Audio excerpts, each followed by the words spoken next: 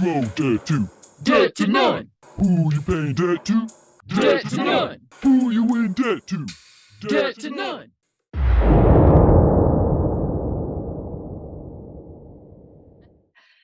Welcome to my channel. Welcome to Debt to None. For those of you that are new and just stopping through, thank you so much for clicking on this video. I hope you decide to stay for a while and join me on this journey while I pay off a total of $32,000 and something dollars worth of debt.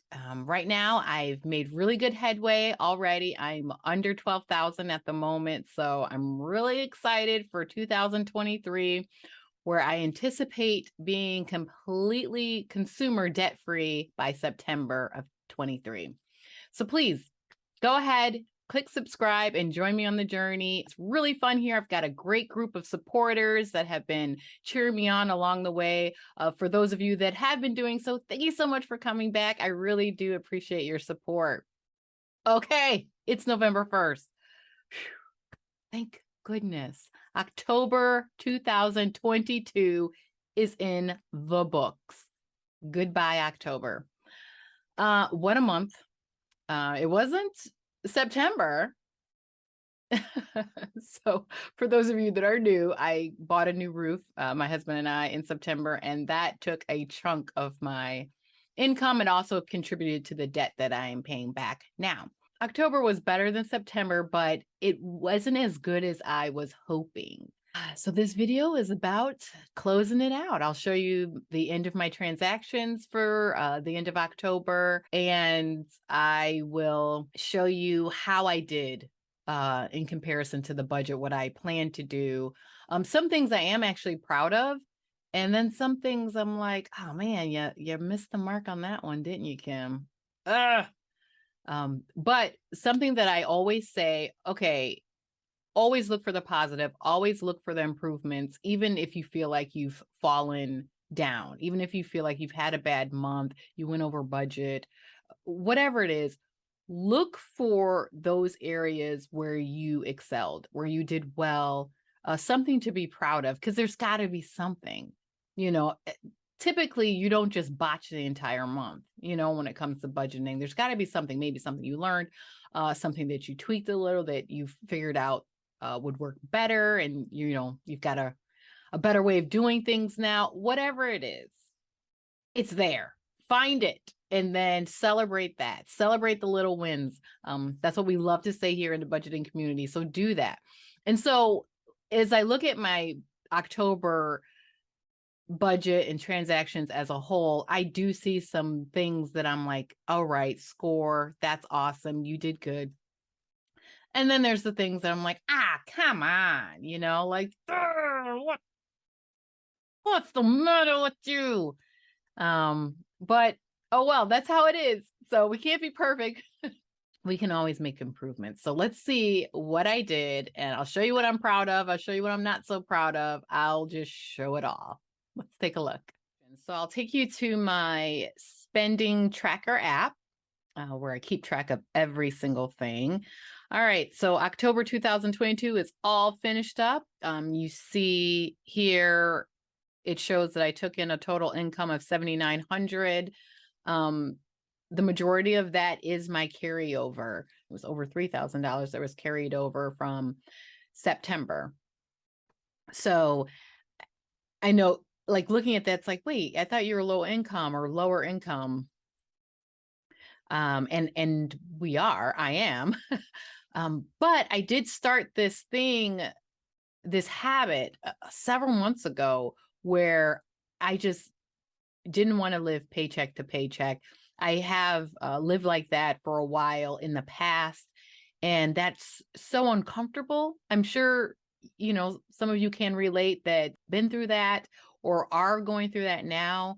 That's not a comfortable place to be, So what I started to do is I set a goal for myself that I needed to save like a certain amount of money in my account each month. So for me, I think I started I think it was like $200. Like, I need to have this much money still in my account until the next it might have been the next paycheck because I only get paid twice a month.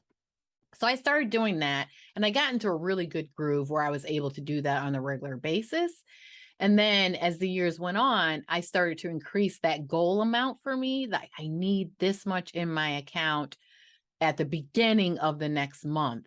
So like towards the end of last year, when I decided, okay, I'm going to save up that $1,000 emergency fund, that for me, that was like a challenge. Like, can I do that? And I did. I was able to do that within like a month and a half or so because I was so focused. So that became the like cushion amount in the account. I need to have at least $1,000 in my account carried over to every month. And then as I really started focusing on that, the whole budgeting thing, that amount just kept increasing. Okay, I need to have $2,000 in my account. So, and you'll actually see that on my budget sheet. I never know what to call it because I don't do spreadsheets. You'll see that I have in a little box there, like checking account, and I'm keeping track of that goal amount that I'd set for myself. And then I'm keeping track of what I actually achieved. And I'll just put this out there. I am making it a goal for myself to continuously increase that, where I have like $10,000, like $10,000 in my checking account. Like, I mean, I've never done that. Not me. I've had that much money come through, but I didn't save it. So that's just the goal I'm throwing out there. My expenses for the month of October were $3,400 and some change. And then it shows that my balance at the end of, like, as of October 31st was over $4,400. So that's great. You see that I'm increasing. I mean, if you've been following my videos, not including August and September when I had those, what do you call them? Balance transfers in there. But you see that I'm increasing what I'm actually hanging on to from month to month. So I just want to keep going up with that. So credit card payments, I felt like I did really good for the month. Did that, paid over $1,000 to debt, which is, I feel like that's a good amount to pay towards debt. Like to have money to do other things with and not just focus all on debt. So I feel like that $1,000 mark, that's nice. I mean, because it does make a nice dent in the debt balance as well. And then my mortgage savings ended up being $425 sent to savings total. So I am proud about that for sure. I am. My auto insurance, I'm still excited about that. $384. But I feel like as a whole, I did not terrible. Let's see the individual transactions since my last check-in. I think I ended it at that October 24th with the For the Creator transaction. Still proud of that. So you see, I had a credit card payment, my final credit card payment for the month go out to Wells Fargo, toll replenish, my New York Times subscription. And then look at that. Do you guys see that? Do you see that Geico refund?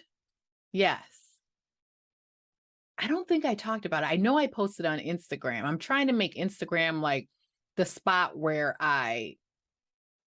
things hit first. Since I started with Instagram on the debt-free journey, and it's easy just to pop up a post there. So I'm trying to make that like as things are happening, just pop a post on Instagram. Because I canceled Geico since they raised their rates on me, and I had them for auto insurance and for homeowners, and both went up. It was particularly the homeowners. The auto insurance, they just decided to charge me like $13 more than my premium. So I canceled them in the middle of the homeowner's policy. Not in the middle, but it didn't expire until January. So they refunded me $30. So that's cool. Then I got paid again. And then all my utilities went out. And then yesterday I had several transactions then I'm not happy about. And I do feel like I'm like, okay, I really went over budget. I lost my mind. The last day of the month, I lost my mind. I'm almost positive Tracy from Golden Girl Budgets, I'm pretty sure she was saying like how, you know, when she goes out in the wild west or whatever, out in the world, it's like it's hard to not spend. And I am the same way. I had to go downtown. I go downtown Chicago, like think I'm just going to keep it there about twice a month for some things. And it's hard for me to be strict, as strict as I can be when I'm in my area, like just in my local streets. You know, I'm like, oh, I don't need McDonald's. No, I'm good. I already have my coffee. I'm fine. No, those fries smell good, but I'm going to pass. I'm so good when I'm just in the local area.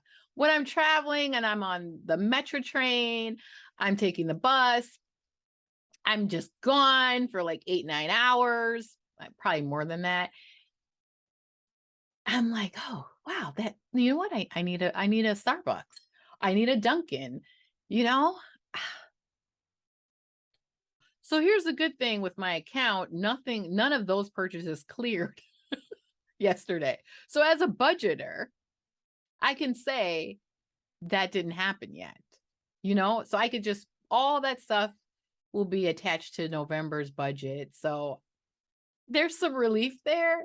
Isn't that funny? There's some relief there. I'm like, okay, I'm not over budget because all that's going to be attached to November and not October.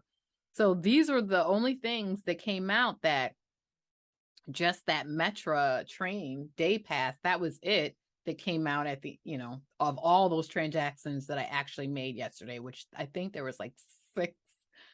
I think there was like 6, like 3 eating outs, a couple of just non-essential. I will say Burlington was an essential. I went to Ulta, girl. I'll tell you, you'll see it. You'll see it when I pop up in the November transaction. I went to Ulta, downtown Chicago, whatever. Okay, for those of you that do not know the United States or Chicago, I will explain. The Magnificent Mile is what it is called. It's super hyped up and famous, is where all the money is. I don't know how else to say that. It's where the money is. Okay. So you've got the big deal hotels and shopping, and it's where the rich people come to blow their money, or the non-rich people come to blow their money. You know, it's just money. Okay. It's so expensive. It's the Chicago's Rodeo Drive. But you might not know that either. That's California. That's where the rich people out there in like the LA area, I think. Ugh, listen, I don't know California. Not really. That's where they blow their money. They go shopping and stuff. It's for people. The Magnificent Mile is for people that actually have money to burn. It's not for me. But that's where I spend most of my time when I go downtown. And it is very difficult being someone that was used to just shopping, whipping out the credit card. Like that's like in there. It's like, it's I don't want to say it's ingrained in me because I'm really working against it, but it's like a little bit in the DNA. It's kind of, it's hard being like, no, just don't do it. No, just don't do it. And you see all the stores, they're like right in front of your face that, you know, you could spend a grip. Like, okay, oh, come on. I'm so irritated with myself. I'm just irritated. You will see those transactions, and I'm not proud of them. So wrapping up the complete end of the month, $100 went over to my emergency fund, which that always goes out at the very end of each month. And then I got some interest, $6 back for an interest from my checking account. So that's nice. You see my cute pie chart, which I absolutely adore. I just adore the pie chart. This whole app. I really like this app, but I love the pie chart. And there's the bar graph for those of you that prefer bar graph over pie charts. Some people do.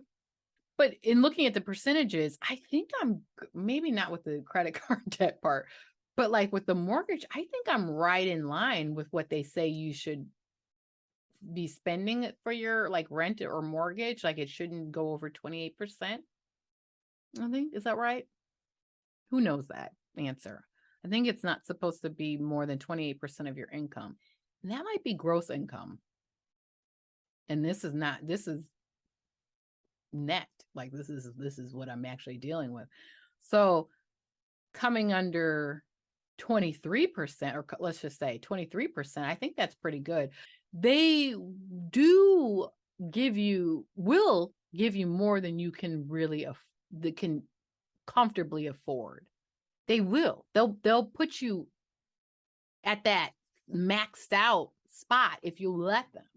Because for me, they were trying to put me in a home that was, or give me a loan amount that was way more, of course. And I was thinking, no, because I don't want to feel a heavy weight on my chest every month when it comes to paying my mortgage. So I mean, anyone that's about to get into a home loan, think about that. Think about how much you pay already, maybe for rent. And don't think here's my advice. Don't think that, oh, I pay $1,200 for rent, so I'm going to get into a mortgage that's about $1,200. Do not do that. It seems like that's the thing to do because it's like, well, I'm already paying that. But no, because you, as a renter, you're not responsible for all the things that you will be responsible for as a homeowner. So if you're paying $1,200 for rent every month, okay, maybe you're going to want to come in at maybe max out at $1,000 for mortgage. I would say even go under $1,000 for your mortgage. That's my advice, because you're going to have more responsibilities and more things that you'll be paying for that you didn't have to deal with before. You don't want to break your back, you know? We wanted to make sure that we were on the low end of everything so a single income can afford the mortgage, period, because you never know in this day and age. You just never know. Yeah, so that was a long ramble about that, but that I'm so like passionate about that, you know, being wise with, if you got to get into a loan and stuff like that, be smart. Don't bury yourself. I hear so many stories of people like burying themselves in their bills because of jumping out way too high into a mortgage that they can't comfortably afford. That's a good way of saying it. So let's look at the budget sheet. What do I call that? But let's see what I had budgeted for the month of October. So like I was saying about my checking account balance and then like what my goal is, because I'm just putting it all out this, putting it all out there for y'all to see. I don't care. Why not? I feel like someone can learn something. So I had 2,800 in the beginning of October 1st. I estimated that I would bring in 3,350, and I actually brought in over 4,200. Everything was as expected except for auto insurance and streaming services. You know, so auto insurance, I had prepared to pay that $574, which was supposed to be $561, but whatever. Geico decided to raise it, and so it is what it is. So I got mad. I fought back against them, canceled them in October, right before it was due, because my insurance was due October 30th, I believe. Yes. And then I picked up AAA auto insurance. And so that 6-month premium was $384.36. So that's a win. Save money there. Now my category is transportation and tolls, which I had those two separate, but I'm like, I might as well combine them. I only spent $39.25 in total. So that's good. And then streaming services I thought was $81.96, but it ended up being over that because of the tax that was tacked on for Hallmark, which I guess only happens when you first start a subscription. They'll do the taxes. Like anything I'm subscribed to that comes through my Apple services or whatever, there is taxes attached to that. But if it's just a continuous renewal, there isn't. So, but what happened with Hallmark, I had canceled it. I forgot that I did. I actually canceled that subscription. And then I started it back up again when I realized it was canceled. So it was like getting it all over again, brand new. So there go the taxes. My variable expenses, utilities, I thought it was going to be 200. I came well under that. So that was good. The water, I guess that doesn't come every month. The water reclamation. Hopefully I'm not ignoring a bill sitting in the mailbox. Amazon, I went over budget with that. Talked about that before. Ugh, gross. Household, I came just under budget. Car maintenance and gas, nothing there. And typically that $25 would be like me just trying to help out with gas. Let my husband use my debit card.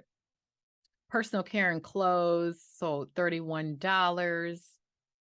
Not bad. Health and wellness, I literally, look at that. 7 cents to spare. Goodness.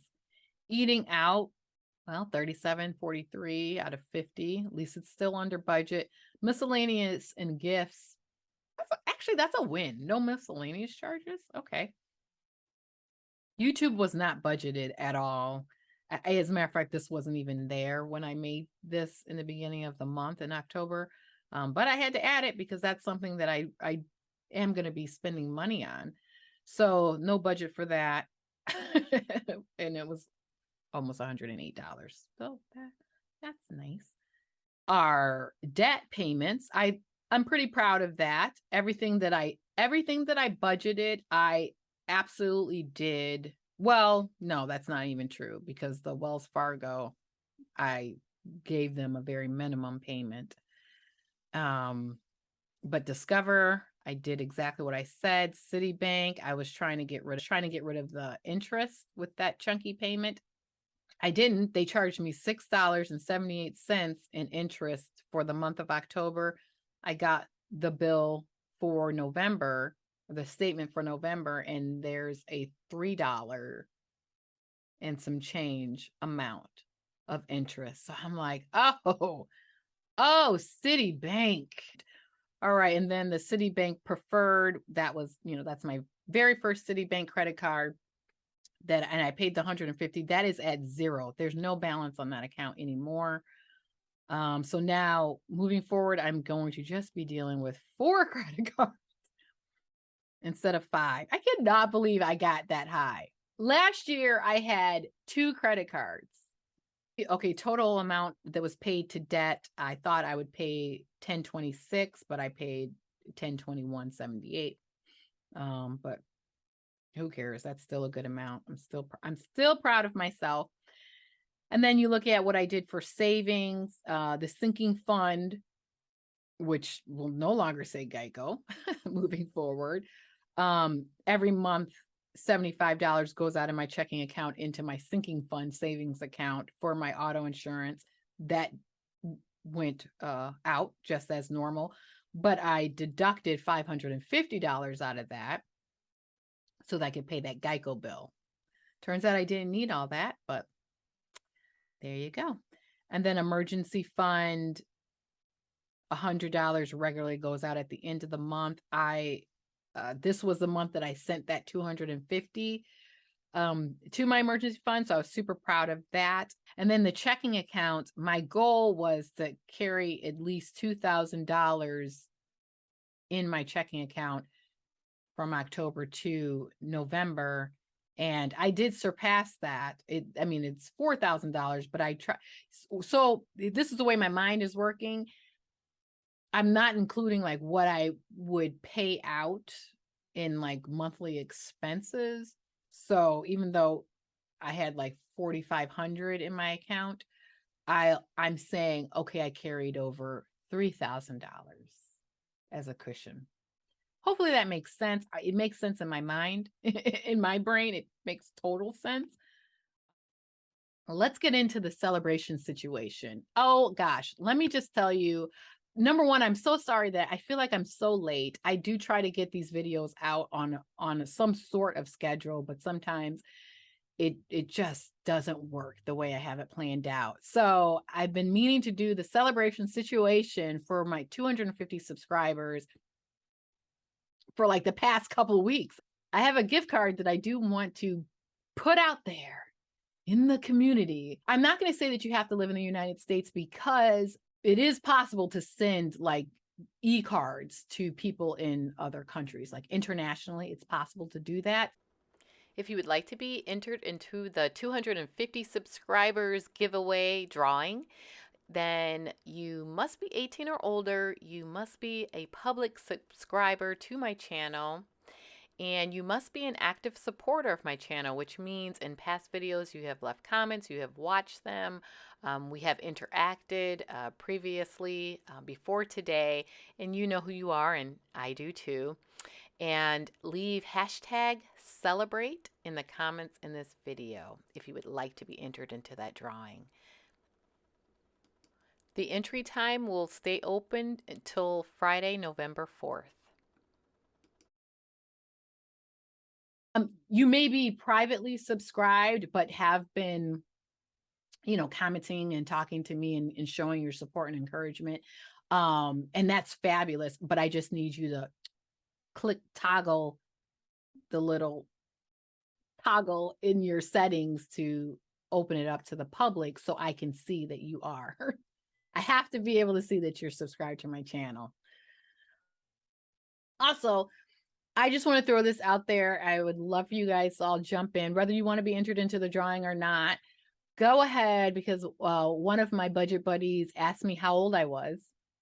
And I never feel like that's an invasion of privacy. How can I feel like that's an invasion of privacy? Do you see what I'm putting out on this channel? Why don't I ask everybody to guess? Why not? I feel like someone will hit the nail on the head, at least one person. And I feel like I should do something for that winner. So I'm going to do like two things.